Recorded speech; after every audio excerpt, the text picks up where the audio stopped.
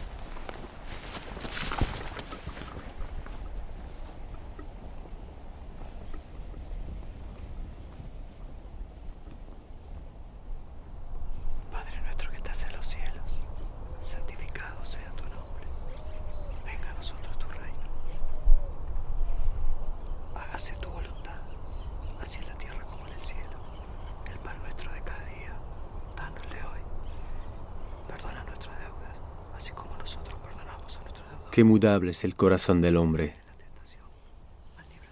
¿Quién me hubiera dicho que mis compañeros de armas, de gloria y de patriotismo serían capaces de dejarse alucinar por las erróneas ideas de los que los han hecho instrumento de su pérfida ambición? Para sacrificarlos al momento que ya no los necesiten.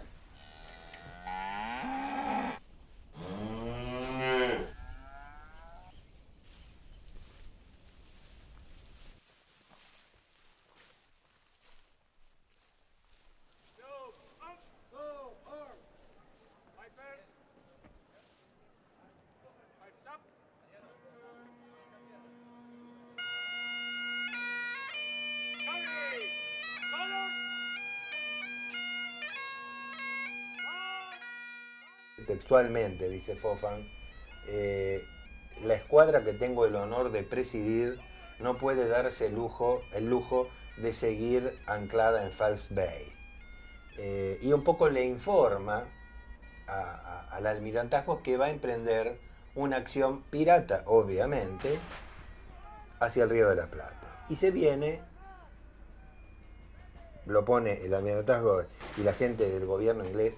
Dicen, bueno, todo bien, pero espera, vamos a poner a un militar, no a un marino, a cargo de lo que es esta expedición, y lo ponen a Beresford. Por eso el jefe de la expedición es Beresford y no Fofan. Pero vienen 1.300 hombres. El 24 hay un intento de desembarco de esos barcos de ultramar que tenían los ingleses. Bajan unos lanchones, intentan un desembarco. Liniers da las piezas de alarma, dispara un cañonazo para, digamos, poner a sus soldados en alerta. Toman las armas y los ingleses no desembarcan. Dan media vuelta y se van. Hacen ese amago de desembarque y se van para Quilmes, donde finalmente desembarcan.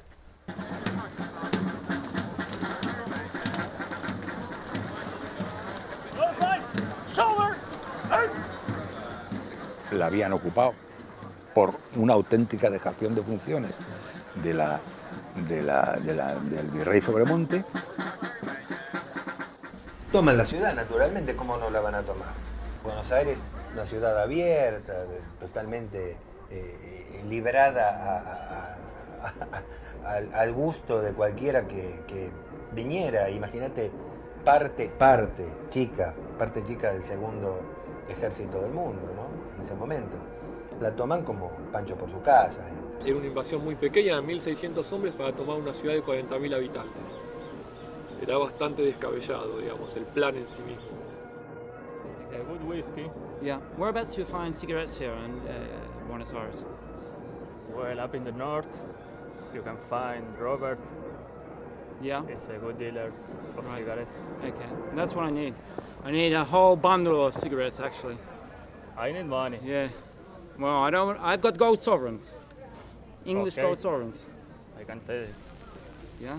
Excellent. One cigarette. Thank you. Beautiful. This I'll will give kill you- you. Yeah. One. Si bien una de las cuestiones de la primera invasión inglesa era que los ingleses que tenían espías en el Río de la Plata, en Buenos Aires, sabían que en el Río de la Plata estaba por partir el tesoro español de diferentes empresas. Venían buscando desde que Inglaterra había vivido lo que hoy llamamos la revolución industrial, que es decir, una mayor cantidad de producción, de una mayor productividad también, por la cual necesitaban más mercados para vender sus productos, le venía muy bien poder abrir otros territorios con los cuales no se podía comerciar, como el Imperio Español, a su propio comercio. Hacen jurar a los oficiales españoles que no se iban a alzar en armas contra ellos, entonces le permitían seguir en libertad. Liniers, como estaba en otra plaza de armas, como era la de Ensenada, no se veía obligado a ese juramento y pide salvoconducto para entrar a ver a su familia en Buenos Aires, que se lo dan, y a partir de ahí, de estar un par de días, es donde emprende su trayecto para lo que es Montevideo, para juntar tropas para la Reconquista.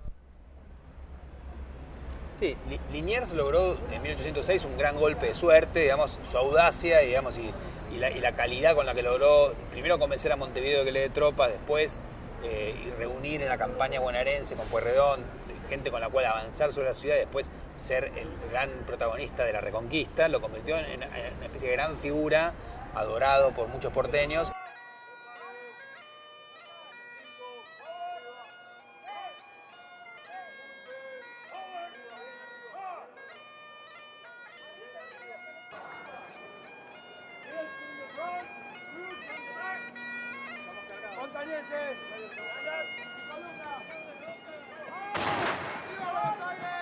¡Viva!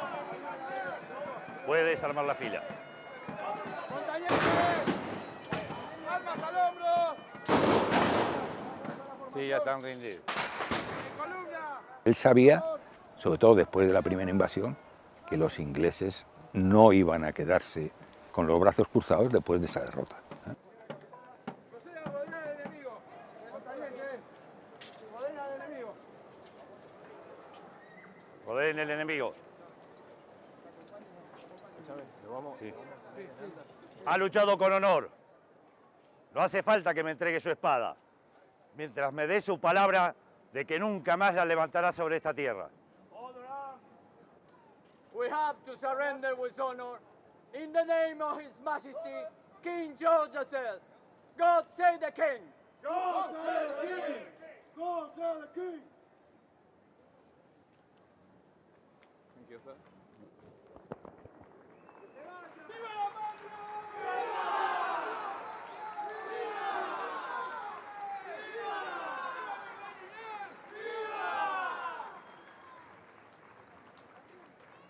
Capitán, hemos cumplido. La victoria es nuestra para la alegría de Su Majestad Fernando VII y para el pueblo de Buenos Aires. ¡Viva la patria! ¡Viva la patria! ¡Viva la patria! ¡Viva! Y a mí me parece que fue un tipo que tuvo el coraje suficiente como para ir a buscar un ejército él solo y echar al invasor inglés, ¿no?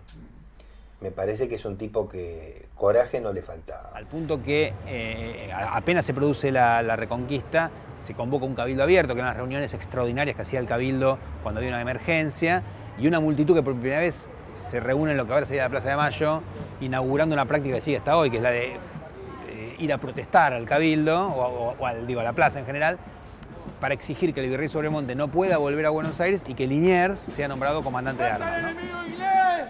¡Fuerte! ¡Viva don Fernando VII! ¡Viva! ¡Viva nuestro virrey Liniers! ¡Viva! ¡Preparen! ¡Preparen! ¡Apunten!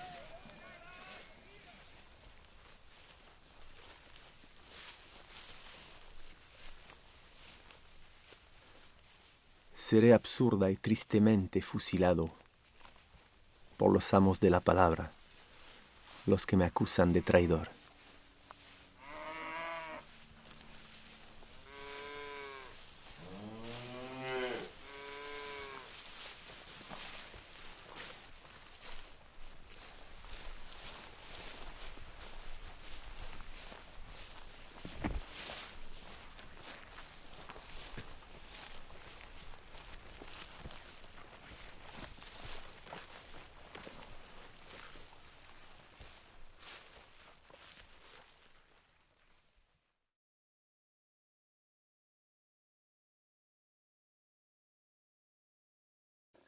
Bueno, un día de noviembre del año 96 encuentro con un detector de metales en la playa de Punta del Este una moneda que se veía que era antigua, que se veía que hacía mucho tiempo que estaba en la playa, sometida a los elementos, pero que era rara, era diferente a las que siempre aparecen usualmente en ese lugar. Así que la puse en una bolsita con todas las indicaciones y notas del caso, y bueno, cuando la limpio, cuando la someto a los procesos de conservación, resulta que la moneda no era española. De un lado se veía un 10 y la fecha, 1807, y del otro lado una N con una corona arriba.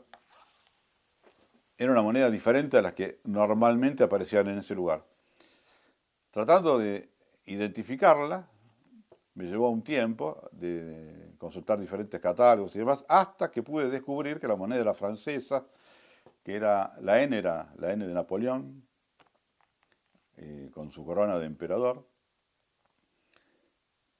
Y claro, ¿por qué había una moneda de Napoleón en una playa de Punta del Este?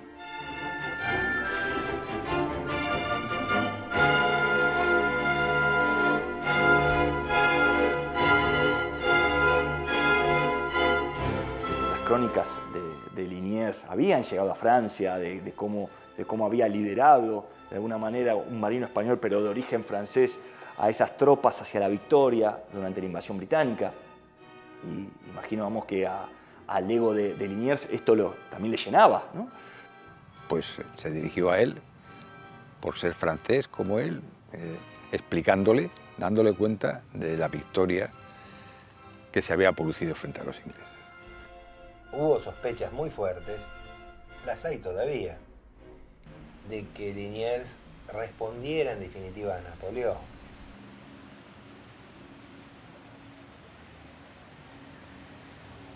Napoleón estuvo muy interesado en Liniers. Sus agentes le indicaron que había un señor, que era un marqués de Sacenés, que conocía Buenos Aires, que había estado 2 veces en Buenos Aires por asuntos comerciales, y que era amigo personal de Liniers. A esa persona había que ubicarla, así que lo sacaron de la casa en camisón, lo subieron a un carruaje que lo estaba esperando ahí con una escolta de 100 granaderos, y lo llevaron a Bayona sin parar, donde Napoleón en persona lo entrevista y le dice: usted tiene que ir hasta el Río de la Plata, tiene que hablar con Santiago de Liniers, que tengo entendido que lo conoce, sí, lo conozco, y tiene que comentarle que acaba de abdicar el rey Carlos IV, que también Fernando VII, que el nuevo rey es José Bonaparte. Napoleón apuró a la conclusión del barco, lo pagó 66.000 francos, lo rebautizó Consolateur, que quiere decir consolación, y le hizo cargar en las bodegas 600 fusiles, 600 pistolas, 600 hachas de guerra, y al marqués de Sacenés con sus valijas de documentación, en un viaje que tenía que intentar sortear los cruceros ingleses y llegar al Río de la Plata lo antes posible, con esta asistencia de armamentos para Liniers, que una vez que abriera la documentación que iba en los portafolios, iba a saber qué hacer con ellos. desembarcaron y a pie fueron a Maldonado, que son 2 kilómetros de dunas en ese momento, hoy Punta del Este, ¿no? El barco, después de que Sassenet descendió, después de que se desembarcó, se encontró con 2 barcos de línea inglesas, uno de 80 cañones y uno de 74 cañones, que le bloquearon la salida. El conservatore no tenía nada que hacer contra esos terribles barcos. Así que el capitán del barco, que era un teniente de navío que se llamaba Duriac, según la versión francesa, él embicó el barco, él lo subió a la playa, descendieron todos y él lo incendió para no rendirlo a los ingleses. Los ingleses dicen que lo destruyeron ellos para que no se puedan escapar los franceses desde ahí. La verdad es que hoy encontramos restos de madera carbonizada y de monedas, todas las monedas que aparecen en el lugar, todas tienen indicios de haber estado en un incendio, ¿viste? Así que cuando llega Sassenet a Colonia, ya lo estaba esperando el hijo de Liniers, lo cruza el Río de la Plata y llega a Buenos Aires, donde, para su sorpresa, Liniers no lo recibe inmediatamente, lo hace esperar en el fuerte de Buenos Aires, en una sala, solo, que estuvo ahí varias horas, posiblemente hayan sido 4, tiempo en que Liniers hizo venir a todos los representantes del Cabildo hasta el fuerte, los hizo convocar para que estén presentes al momento de abrir estos despachos secretos.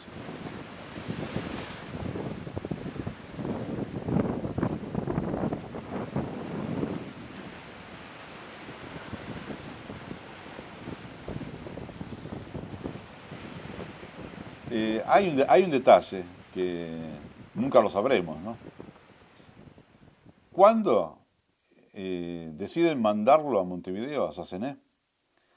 Iba a viajar en el mismo barco que vino, en el del hijo de Liniers. Termina reuniéndose en forma privada por cuestiones, si no mal recuerdo, por cuestiones de un temporal. Sassenet tiene que retardar su partida hacia Montevideo. Esas 24 horas estuvo esperando que mejore el clima, pero estuvo en el fuerte con Liniers y cenando con Liniers. En cartas que Sassenet le escribe a Napoleón, le comenta, según Sassenet, Liniers había estado completamente complacido de servir a Napoleón y de continuar con la propuesta que Napoleón hacía en sus documentos.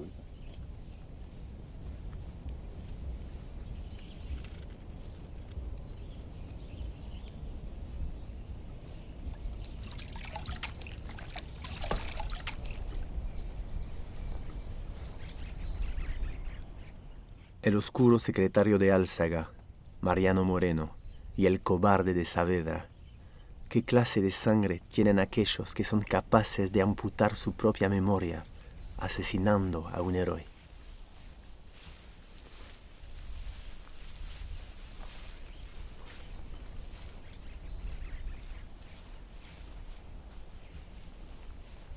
Sin embargo, mi memoria no miente, pero si muere, estaré condenado a vagar por el futuro en condición de traidor.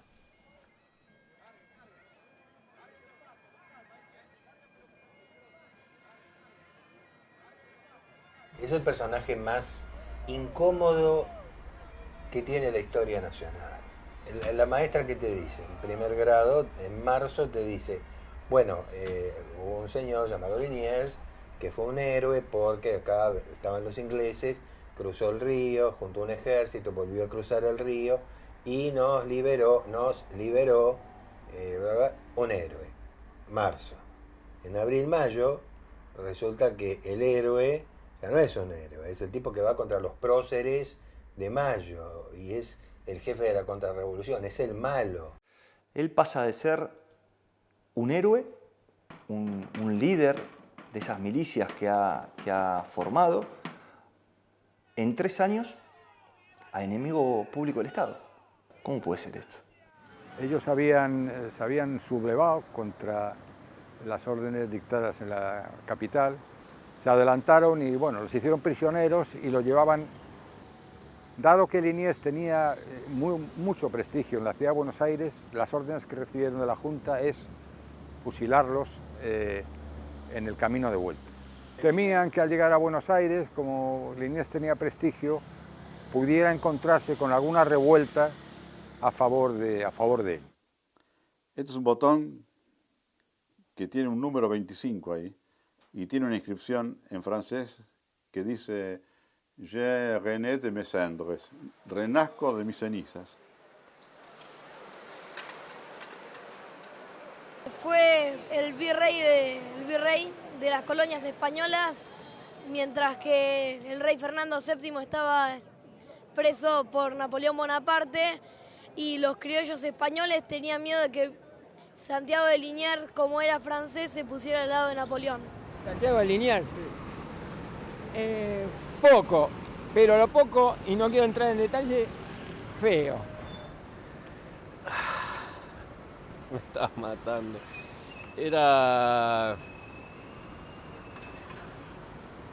una invasión inglesa.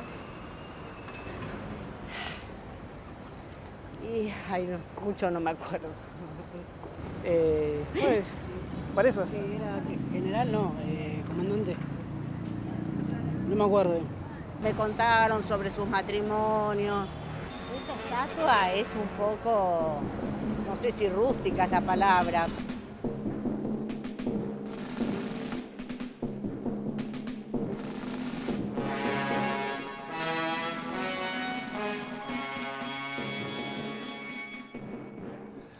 El hecho de que Napoleón básicamente estuviera enfrentado a los ingleses y Liniers, que toda su vida militar no tuvo nada más que batallas contra los ingleses, pues a él le llevó a hacerle a Napoleón partícipe del éxito que había tenido en Buenos Aires. La verdad que, a ver, es un documento que se utiliza como otros hechos para sospechar o no, o directamente condenar a Liniers como traidor. Sí, en la carta a Napoleón, que está traducida del francés, hay, digamos, matices que se pueden interpretar como que él está más orgulloso de ser un súbdito francés que de ser un oficial de la corona de España. Eso lo tachó de traidor, ¿viste? Claro, y la historia sí la escribe básicamente Mitre, ¿no? Es cierto, se lo acusa de traidor.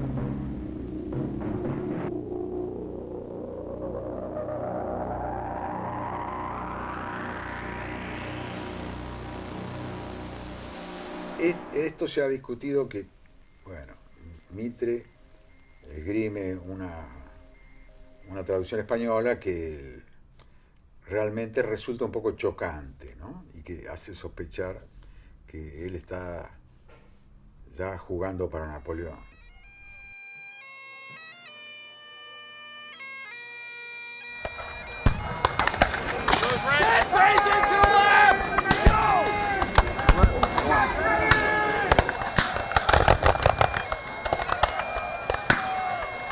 Right there. Oh, front!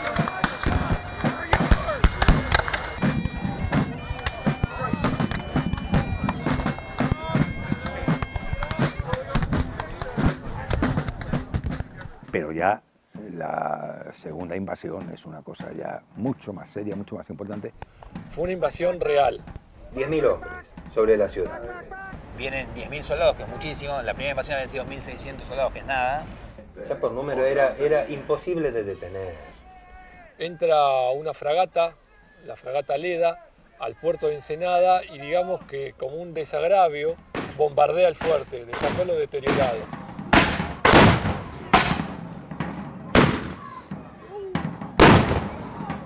Se busca concentrar las fuerzas en Buenos Aires, entonces no quedan soldados en el fuerte ni armamento.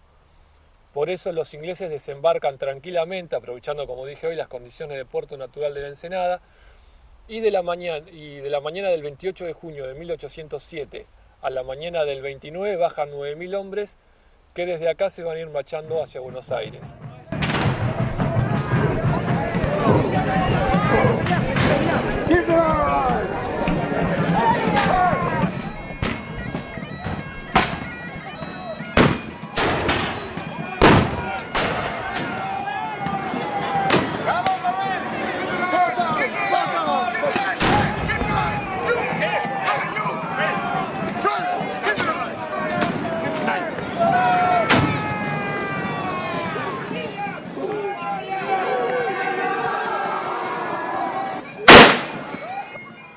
interesante es que esa milicia no funciona bien en esa segunda invasión. A Liniers le va mal, lo dispersan. Crawford, que era uno de los generales que venían en el Estado Mayor de Whitelock, sale al Crusade, los desbanda a los muchachos de Liniers.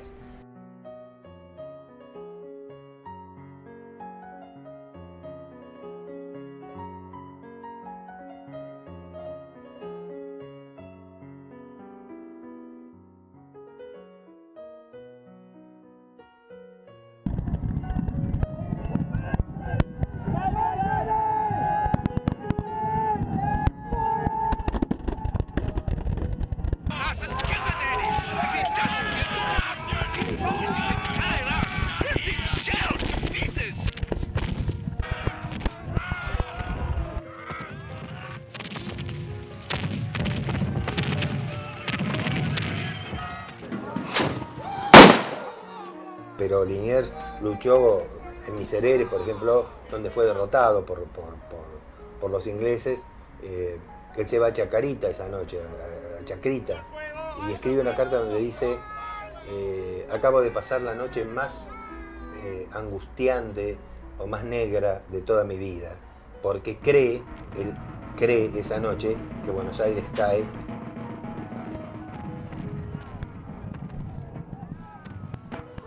Después, la población local, de una manera totalmente anárquica, una guerra de guerrillas, la que logra esa victoria que parece rarísima. Entran caminando por las pequeñas calles y el cabildo y la figura del alcalde de primer voto, Martín de Alza, que después va a ser el gran rival, digamos, de Liniers, es el que decide encarar lo que llamó la defensa. Liniers ha sido vencido en los corrales. 12.000 hombres atacarán la ciudad. El alcalde Alza ha ordenado levantar barricadas, abrir pozos. No nos entregaremos. Liniers se repondrá. De nuevo estará con nosotros. Hay que prepararse. Triunfaremos otra vez. Y cuantas veces sea necesario. Lucharemos hasta el fin. ¡Viva Alza!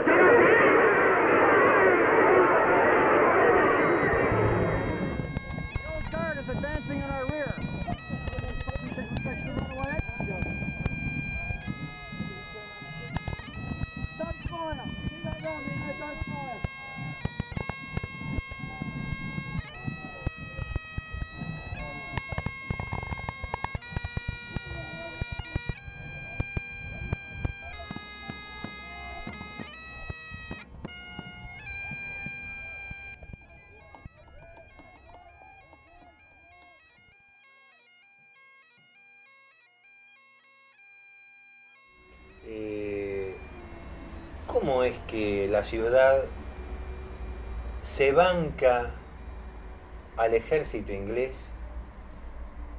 Y bueno, por una serie de cuestiones bastante casuales y el heroísmo, digamos, local, permitió un triunfo bastante inesperado. Nosotros podemos crear la ficción que quieras. Podemos hablar del aceite hirviendo, podemos hablar de lo heroico, todo lo que vos quieras. Pero sigue siendo incomprensible que los ingleses se hayan rendido al segundo día de batalla.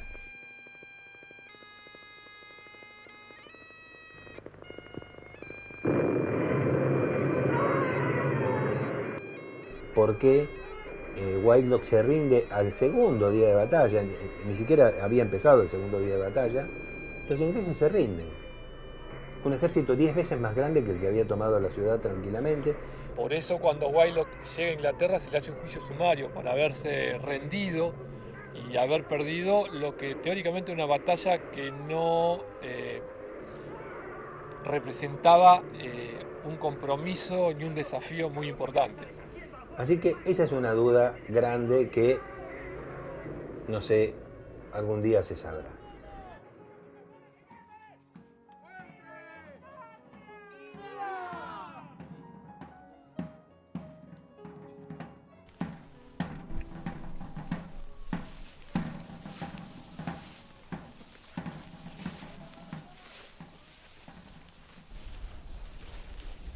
La victoria.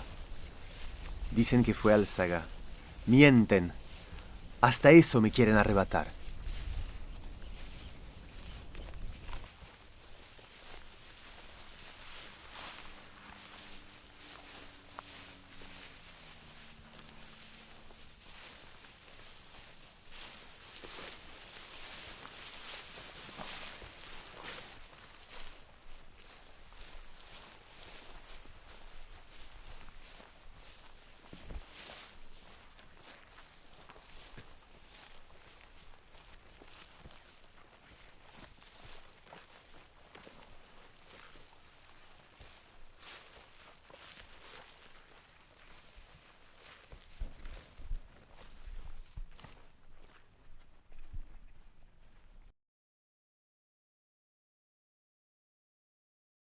Así que cuando llega Sassenet a Colonia, ya lo estaba esperando el hijo de Liniers, lo cruza el Río de la Plata y llega a Buenos Aires, donde, para su sorpresa, Liniers no lo recibe inmediatamente, lo hace esperar en el fuerte de Buenos Aires, en una sala, solo, que estuvo ahí varias horas, posiblemente hayan sido 4, tiempo en que Liniers hizo venir a todos los representantes del Cabildo hasta el fuerte, los hizo convocar para que estén presentes al momento de abrir estos despachos secretos. Obviamente venía a jugar un poco las cartas de Napoleón con Santiago de Liniers. Él, con mucha prudencia, se reúne con él, con varios testigos, y él le recibe en audiencia pública, Sassenet le entrega el reconocimiento de Napoleón.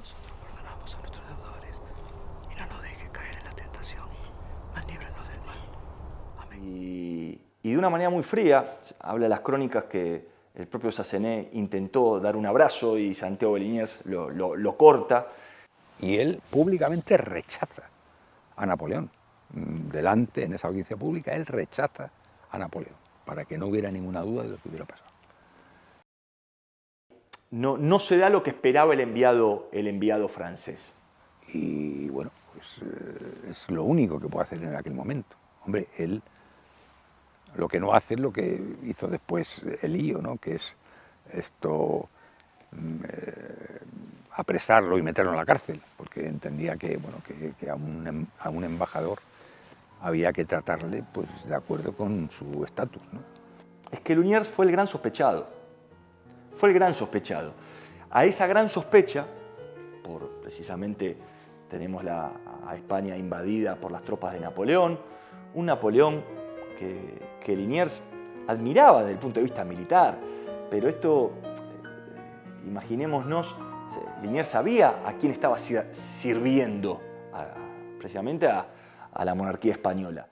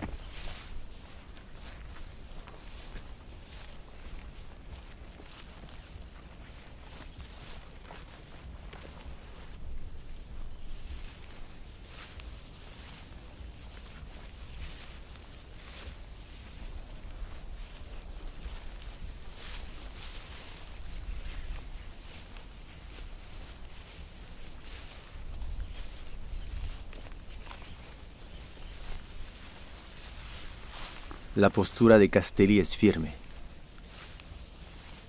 Las piernas de Castelli son firmes. La mirada de Castelli es firme.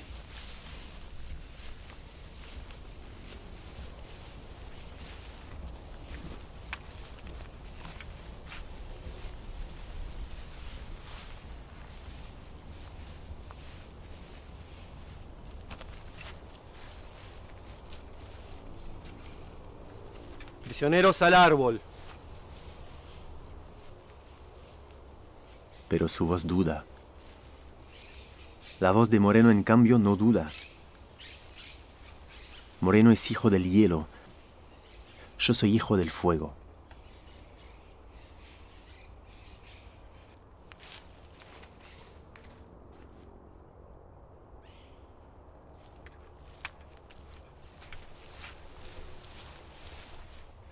¿Dónde estaban los revolucionarios de mayo cuando yo planificaba la defensa de Buenos Aires frente al descomunal ataque británico?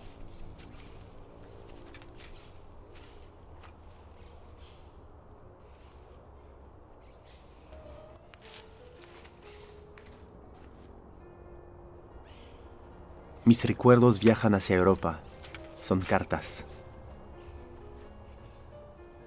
Cuando sea muerto, esas cartas serán la única cosa que quedará de mis desventuras y hazañas en esta tierra. Solo pido a Dios que mi verdad llegue algún día a mis hijos.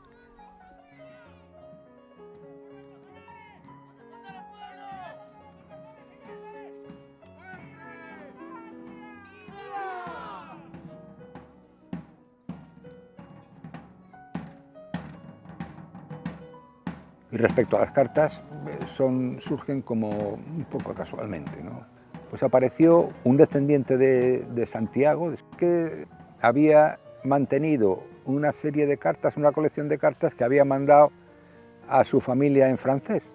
La ventaja de las cartas estas es que están todas fuera del ámbito oficial, con lo cual uno expone las cosas de una manera mucho más abierta, mucho más personal y sin tapujos. Pues reflejan de alguna manera la personalidad de Santiago Liniers, ¿no? Yo lo que hice fue traducirlas. ¡Preparen! ¡Apunten! ¡Fuego!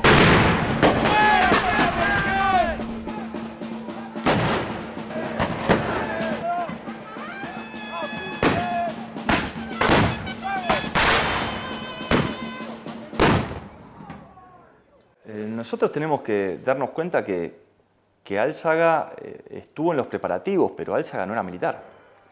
Y hay cuestiones que no se pueden forzar. O sea, Álzaga no era militar. Lo cierto es que la defensa que hace el propio Liniers en su carta, tanto la carta que manda Napoleón, como una copia que manda a su cuñada, como una copia que manda, que seguramente está en el Archivo de Indias, que manda también a España con su cuñado, y en esta carta él dice: Durante los 11 meses que transcurrieron desde mi primera victoria frente a los ingleses en Buenos Aires, puede darse cuenta lo que hubo que trabajar para convertir un pueblo pacífico en un pueblo guerrero. Como sabíamos que iban a volver, yo había creado diferentes cuerpos militares, compuesto tanto de criollos, mulatos e indios, como de habitantes de las diferentes regiones de España, como Vascongadas, Galicia, Andalucía, Cataluña, Asturias, Cantabria, etc. Y 8 cuerpos de caballería ligera, pero sobre todo contaba con 2000 hombres de artillería, que tuve un cuidado especial en instruir perfectamente, tanto en el manejo de la artillería gruesa como la de campaña. Yo había encontrado 2000 fusiles en la sala de armas, y otros tantos que tomé del general Beresford. Pero me hacían falta otros tantos para armar el resto de mi infantería. Entonces reunía todas las viejas armas, tanto de la ciudad como de las provincias interiores, y con las debidas transformaciones las convertimos en útiles. Él sabía que tenía que llegar y él sabía que tenía que militarizar a la población civil. Bueno, el pueblo en armas, son los trabajadores, la gente de clase media, de clase baja, enrolada en una organización miliciana donde además eligen a sus jefes, es decir, con cierta estructura democrática. Vecinos armados, es decir, y organizados de acuerdo al lugar del que venían y a su color de piel. Porque la sociedad colonial es una sociedad jurídicamente desigual, en la cual no es lo mismo ser blanco o ser considerado blanco que no serlo. Y como muchos son pobres y no tienen para para pagarse el uniforme, es el cabildo el que les da dinero para poder pagar su propio uniforme. O sea, lo que tendría que haber hecho Sobremonte lo hace Liniers en unos meses. Eso, para mí, y para varios historiadores, es de lo más destacado del líder militar.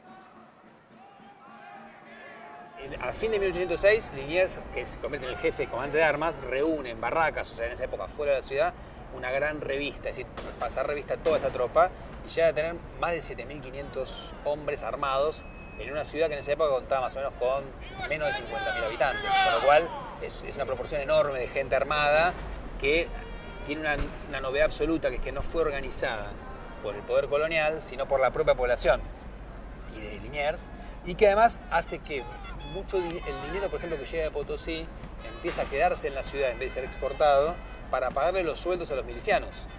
Porque si bien los milicianos son vecinos y no soldados, y por lo tanto no cobran sueldo, si están movilizados, si están sobre las armas, sí cobran el sueldo, lo que se llama el prest.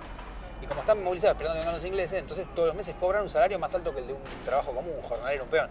Por lo tanto, para los pobres de la ciudad es un trabajo, y con lo cual la milicia esa se convierte en algo poderoso.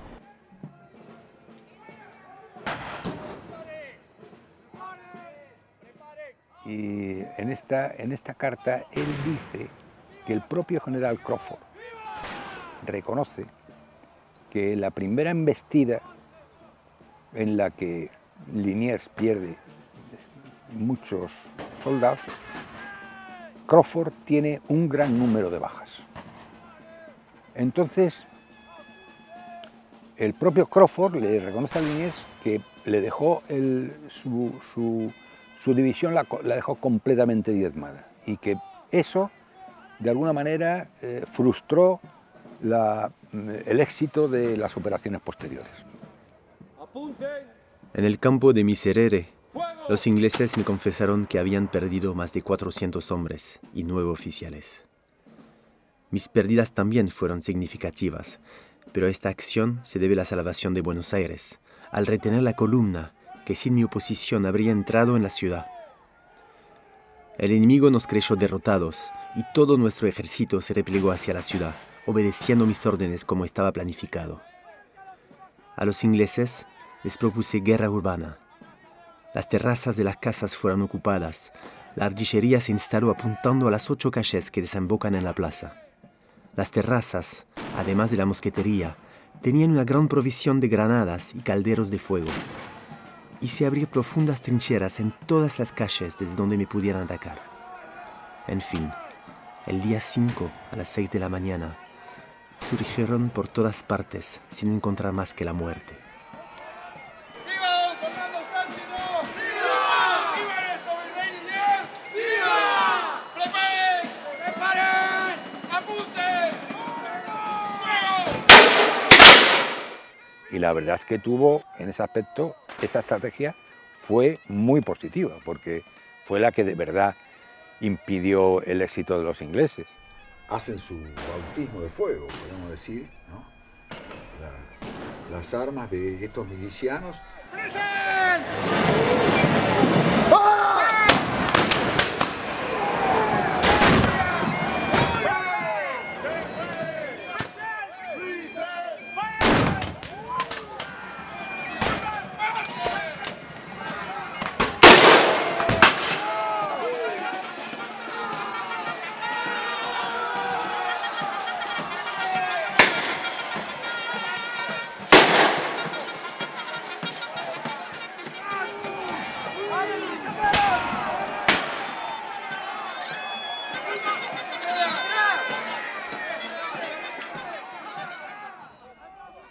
El combate duró hasta las 5 de la tarde. Los detalles serían demasiado largos y demasiado terribles. Yo solo me limitaré a decirte, querida hermana, que a esta hora tenía en mi poder a 2.000 prisioneros y 105 oficiales, entre ellos al general Crawford, y que sus muertos y heridos eran bastante más que considerable.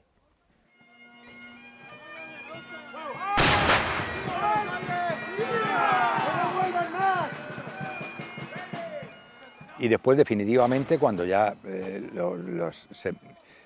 se refugian los ingleses en la iglesia de Santo Domingo, pensando que no la van a atacar por tratarse de un local religioso, y el propio Liniers lanza 2 o 3 andanadas a la iglesia que permanecen hoy todavía, cuyas balas aparecen incrustadas todavía hoy en la pared. Esas andanadas hacen que salgan despavoridos de la iglesia pensando que efectivamente, tal y como anunció Liniers, la iba a hacer caer, iban a morir allí todos, ¿no?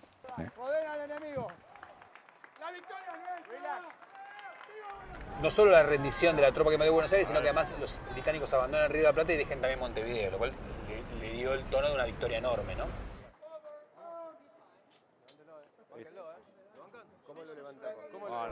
La revolución comienza en realidad en la resistencia a la penetración de los británicos. ¡Viva la patria! ¡Viva la patria! ¡Viva la patria! ¡Viva! Y cuando en 1808 ya desaparezca la posibilidad de una invasión inglesa, ¿quién le dice a la milicia que se vaya a su casa? No quieren hacerlo, ¿no? Parece una especie de redistribución de... Totalmente, es una modificación económica muy importante y dentro de la ciudad, y además le da a Liniers una popularidad descomunal, se convierte en una figura adorada por esa tropa, ¿no? No solo por su valentía, en esa época era algo muy militar, que algo muy, de hecho había leyendas de que en la Reconquista las balas le habían atravesado la ropa y no le habían pegado, o sea, una especie de superhombre, sino que además había logrado un liderazgo fuerte y además redistribuir dinero, con lo cual realmente para mucha gente era muy importante, ¿no? Al punto que cuando Liniers se oponga a la revolución en 1810, lo fusilan en Córdoba, en parte porque no quieren traerlo a Buenos Aires, porque tienen miedo de que pueda dar vuelta a la situación, ¿no? Pues tal su popularidad, ¿no? No me mataron en la batalla, me van a matar estos. Saluda a la gente, saluda a la gente. ¡Salude!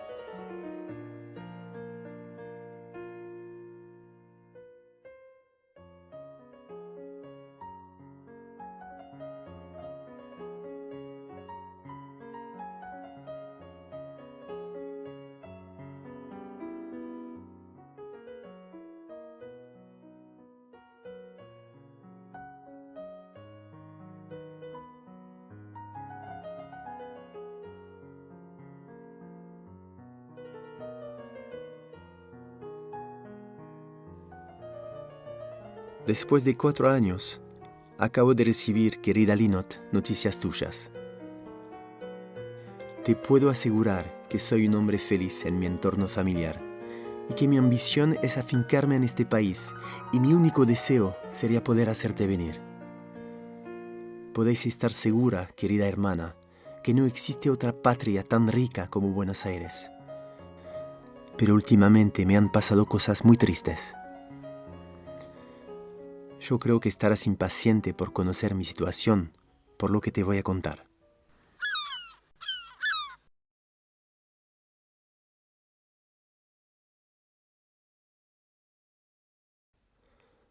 Desde 1789 cumplí tareas militares, pero a pesar de tus consejos, me creí obligado a formar parte de los planes de mi hermano mayor. Él tenía por misión resolver el problema de nutrición que aqueja a los marinos en alta mar durante largos viajes, en el que a bordo los alimentos se pudren y el personal se enferma, muriendo de escorbuto. Él llegó en 1790, seducido por lo económico del valor de las carnes en estas tierras. Trajo capital y una autorización del rey para montar una fábrica de pastillas de carne disecada. Estas soportan el paso del tiempo y nutren a las tripulaciones. Al principio todo marchó bien. Fabricamos y vendimos la preciada grajea a flotas de España y Francia.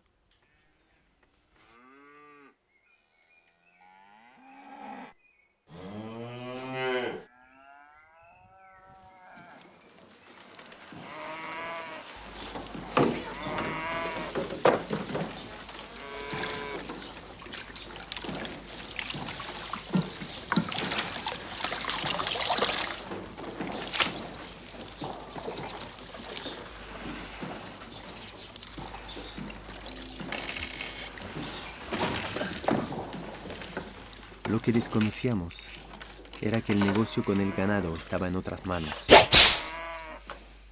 El alcalde Álzaga y otros en el cabildo exportaban el ganado en pie o en forma de cueros, cosa por la que nuestra fábrica les perjudicaba comercialmente.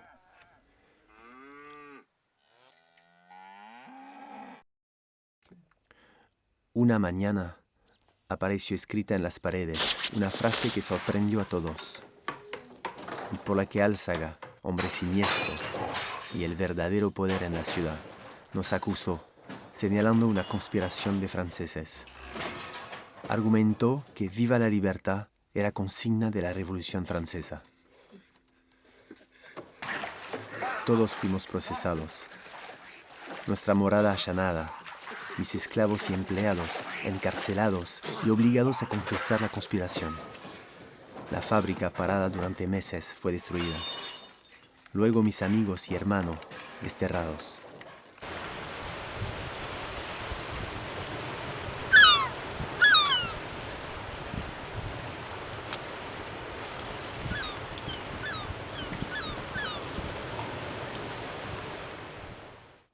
Una vez logrados sus objetivos de controlar el tráfico de carnes, por mi grado de oficial en la Corona y mis hazañas en Gibraltar y Menorca, donde capturé naves británicas para España, se me retiraron los cargos. Meses después, querida hermana, y ya devuelto a mi función militar, mi amigo el fraile Tamendi me confesó algo que no terminé de entender. Que tuvimos mala suerte en ir a chocar con los señores Álzaga, Martínez de Hoz, Necochea, Elío, Lezica. La élite, me dijo.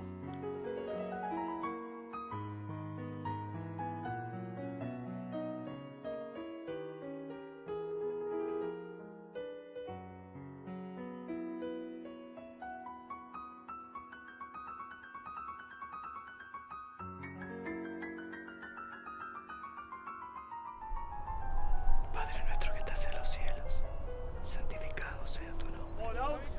Venga a nosotros tu reino, nuestros deudores, y no nos dejes caer en la tentación, mas líbranos del mal. Amén. Y prometa no pisar nunca más la tierra de Río de la Plata. ¡Viva la fuerza de los piratas! ¡Fuerte! ¡Fuerte! ¡Compañerse!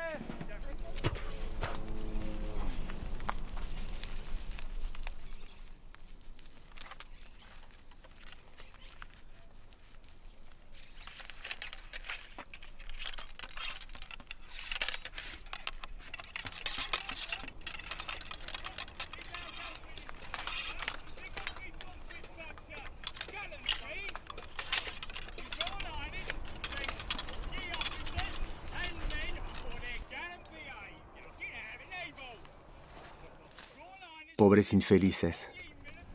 Creen que la revolución les pertenece. Como me eliminan hoy a mí, mañana a ellos. Tendrán mala suerte. No saben con quiénes irán a chocar.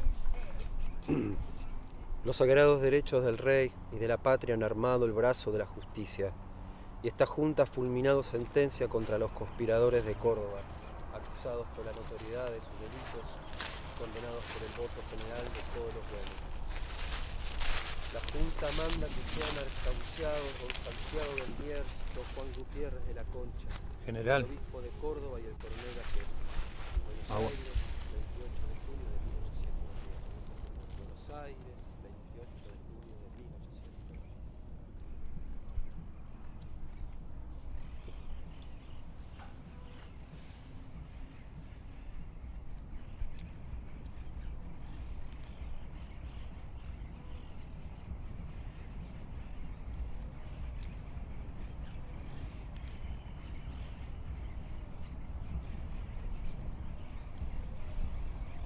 Padre nuestro que estás en los cielos, santificado sea tu nombre.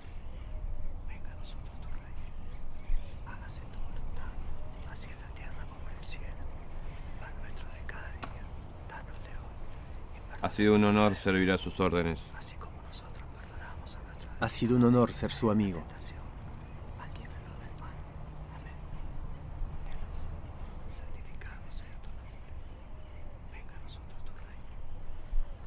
Tal vez resulte Anita, más allá de mis hijos, más allá de las victorias, más allá de los honores, aquello que haya dado un verdadero sentido a mi existencia.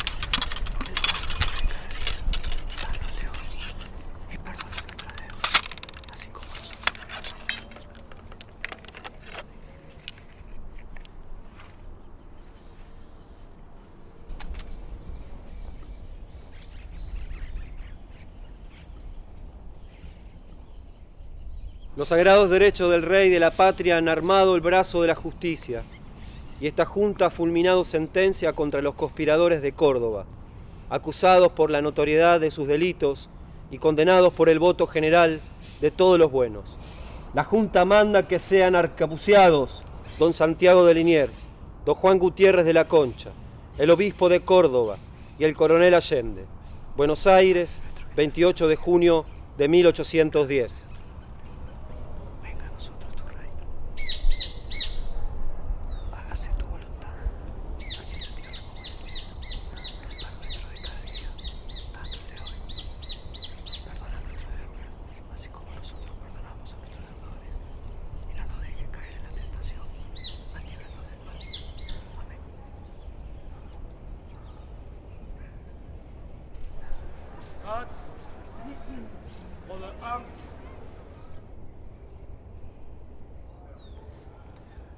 Esta será una muerte del todo injusta. Espero que Dios perdone mis pecados.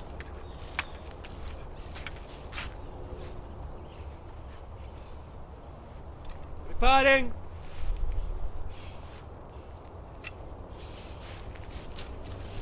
¡Viva el rey! ¡Apunten! ¡Viva el rey! ¡Fuego!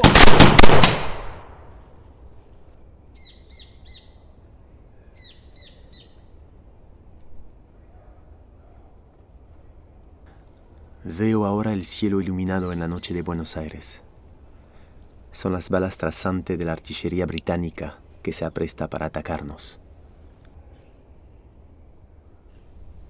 Liniers, de una manera involuntaria, es el germen, es la semilla de la independencia de la Argentina.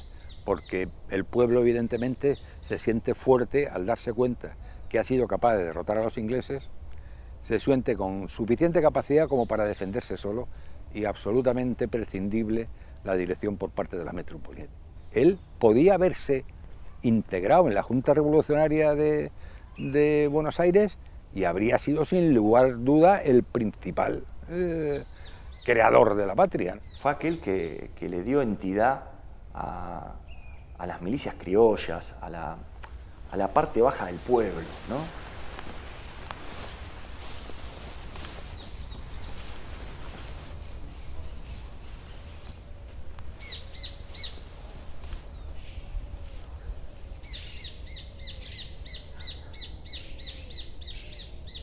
Efectivamente, a la hora de fusilar a Liniers y, bueno, Liniers, Gutiérrez de la Concha, Allende, etc., los ejecutores, los soldados criollos, no estaban dispuestos a hacerlo, porque consideraban que estaban matando a los autores del exitoso triunfo sobre los ingleses. Y entonces dicen que Castelli utilizó a soldados que habían caído prisioneros en la invasión, soldados británicos, que no tuvieron reparo en hacerlo.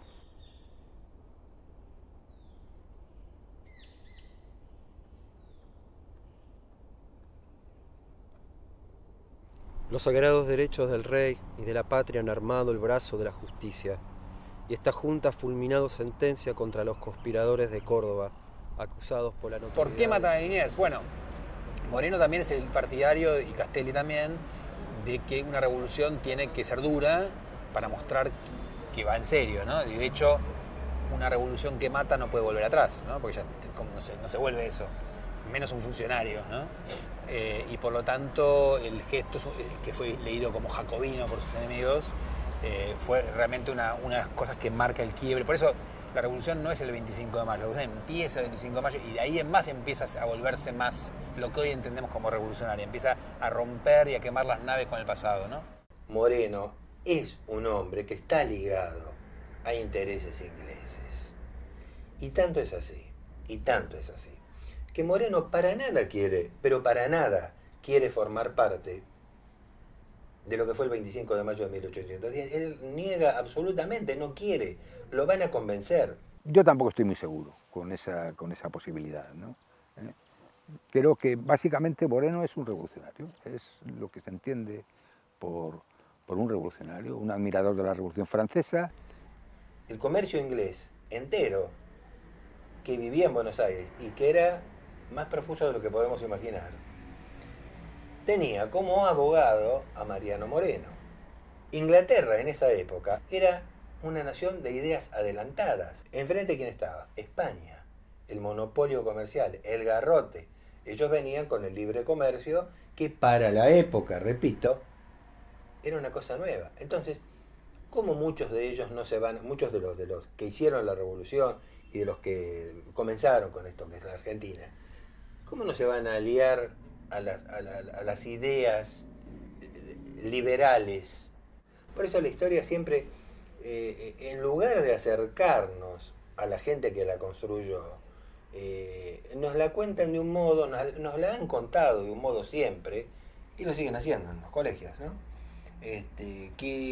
Que nos aleja de esos tipos, de los verdaderos tipos que por ahí pusieron coraje y pusieron todo de sí.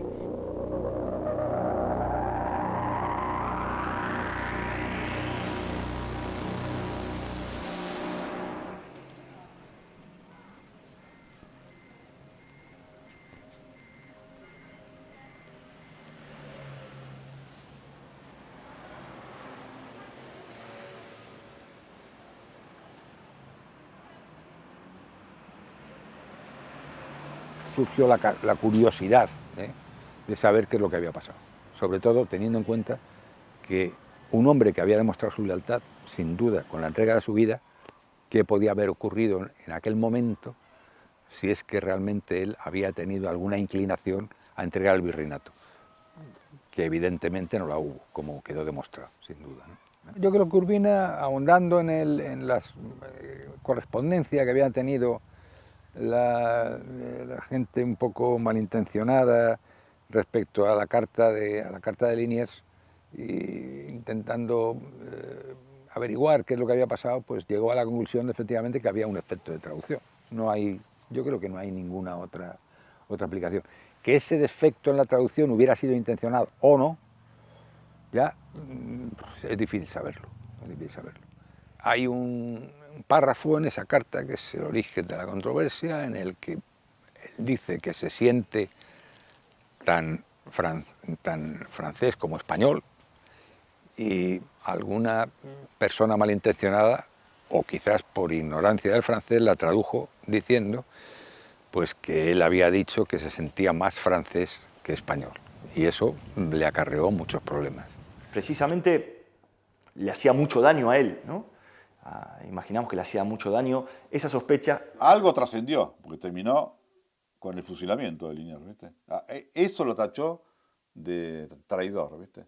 Eso fue eso, más la salida con la Perichona. Prometa no pisar nunca más la tierra del Río de la Plata. ¡Viva la patria! ¡Fuego! ¿Qué interés actual puede haber en denostar una figura de hace 200 años? Realmente no, que de por sí ya está manoseada por esto que te digo de haber sido el jefe de la contrarrevolución. nada menos. Las intenciones de los que escriben la historia son más bien siempre un poco oscuras, ¿no? Se crean ficciones para construir no solo una patria, sino un modelo de nación. No escriben cualquier cosa, se dejan de lado cosas importantes. Yo creo, vuelvo a repetir, que ha dado muestra suficiente, y no me voy a basar en la carta, me voy a basar en su trayectoria. Porque si no, caemos en lo que creo que es una simplificación. Cuando uno ve la trayectoria de Liniers, cuando ve cómo termina Liniers entregando su vida por el rey, es que no tiene, teóricamente a mí no me lleva a ninguna duda de que es algo que su fidelidad a su majestad católica es algo que tuvo desde siempre. O sea, Liniers no entregó su vida el 26 de agosto, le empezó a entregar desde el 16 de septiembre de 1775, desde que empezó a ser oficial de Marina. Yo creo que se sintió tan orgulloso de la victoria que la carta que le manda Napoleón es un poco para fanfarronear de aquel éxito. No creo que tenga mayor trascendencia. Juró fidelidad a la corona española, peleó por la corona española y murió por la corona española. Lo cual, no sé, pero en estos tiempos a mí me parece digno de ser rescatado. ¡La victoria para el pueblo de Buenos Aires!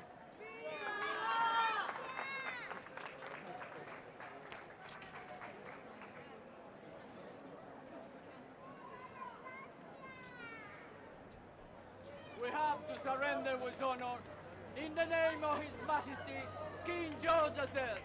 God save the King! God save the King! God save the King! La voz de Dios no es otra que la voz del pueblo. Nunca falta un iluminado que pretenda cerrar alguna discusión con tan tajante frase.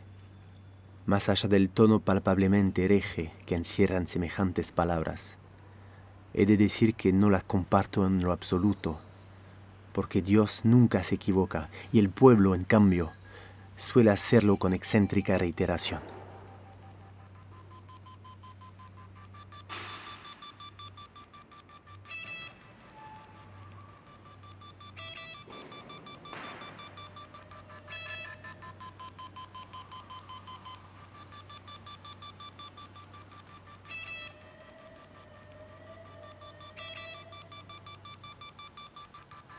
Estoy vivo, sin embargo, de cara al cielo.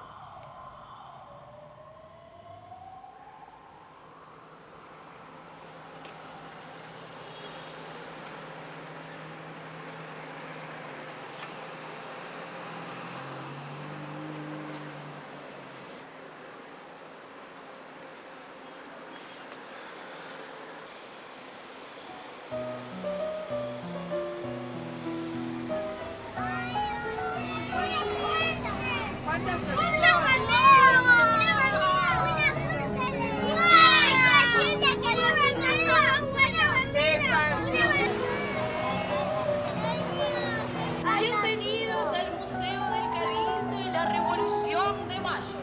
Acá estamos a punto de conocer, ingresar al Cabildo. ¿Tienen ganas de pasar? Sí. ¿Sí? ¿Quieren recorrerlo todo? Sí. Muy bien, vamos a ir a la planta baja y luego subimos a la planta alta, ¿sí? A lo más alto del Cabildo. Lo que sí adentro, necesito que nos portemos muy, pero muy bien. ¿Se portan bien los chicos?